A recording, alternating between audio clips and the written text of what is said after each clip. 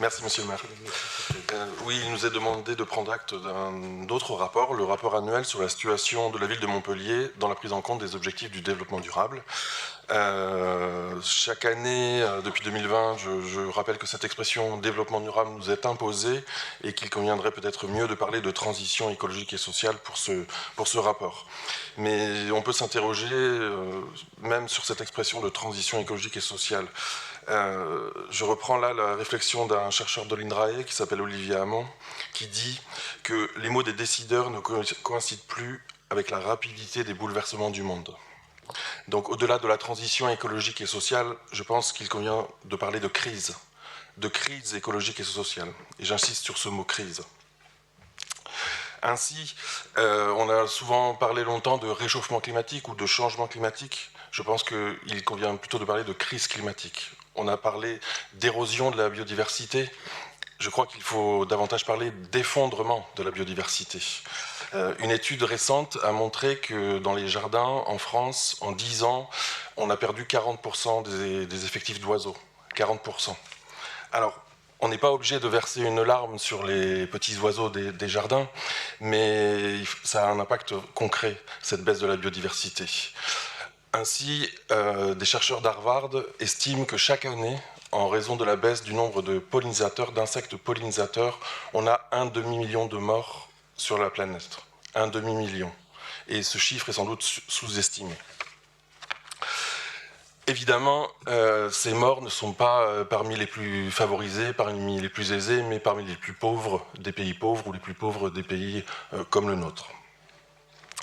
Alors c'est dans ce cadre qu'il faut lire ce rapport qu'on vous présente aujourd'hui. C'est un rapport qui montre notre engagement, l'engagement de l'ensemble de la majorité face à la situation de crise que nous connaissons. Et comme je disais tout à l'heure, c'est la 3e fois que je présente ce rapport et quand je me suis penché à nouveau sur le rapport 2020, on peut mesurer le chemin parcouru. Le chemin parcouru est grand, très grand. Les 2 rapports 2022 et 2020 n'ont plus rien à voir. L'ancienne mandature et la nouvelle sont vraiment impliquées d'une manière très très différente, radicalement différente pour ces questions de transition écologique, de crise climatique. Ce rapport esquisse même ce que pourrait être une société de la post-croissance. C'est-à-dire une société qui ne recherche pas seulement la performance économique, mais une société qui recherche la solidité, la robustesse face à un monde de plus en plus imprévisible, de plus en plus chaotique.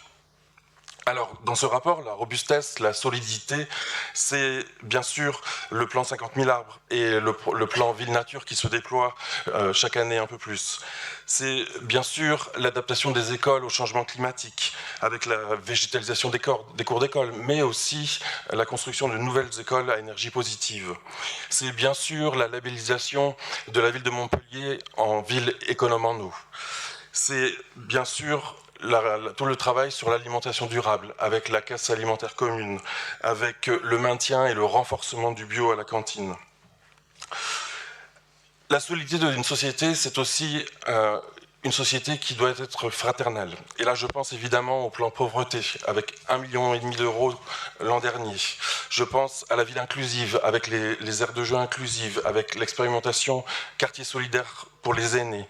Je pense au contrat local de santé. Je pense à l'expérimentation territoire zéro chômeur. Une ville de la post-croissance, c'est aussi une ville robuste qui s'inscrit dans un monde plus globalement robuste et solide. Et c'est en ce sens que le Spacer prend tout son sens, avec ses achats écologiquement et socialement responsables. Nous avons donc, dans ce rapport, l'esquisse d'une société de la post-croissance. Les actes sont bien là, mais sans doute faut-il aussi aller plus loin. Avec les moyens qui sont les nôtres, on y reviendra tout à l'heure avec le DOB. Il faudrait sans doute que les collectivités misent moins sur le développement économique classique, mais plus sur l'économie circulaire, moins sur la publicité, moins sur le high-tech, mais plus sur le low-tech, sans opposer les deux. Voilà. Avançons dans une logique de post-croissance pour une société solide, robuste, résiliente. Je vous remercie. Merci, Monsieur Jouot. Madame Sora et Monsieur Alberne.